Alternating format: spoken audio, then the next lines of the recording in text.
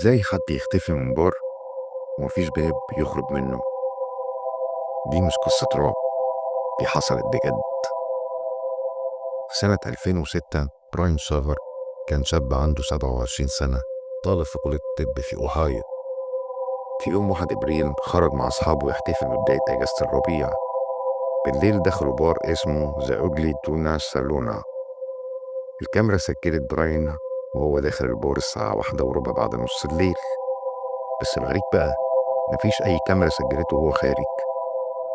البوليس راجع كل الكاميرات، المدخل، المخرج، باب الطوارئ، كله متراقب، ولا لقوا أي فيديو ليه وهو بيخرج، ولا حد شافه، ولا أي أثر.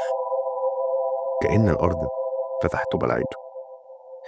ناس قالت إنه ممكن يكون خطط يختفي بنفسه، وناس تانية قالت إنه اتقتل جوه البار، بس مفيش أي دليل، ولا جثة ولا حتى قيد صغير يساعد. ولحد النهاردة براين شافر مختفي، محدش عارف حصل له إيه. بس هو في سؤال بيطارد الكل: ازاي حد يختفي من مكان مقفول؟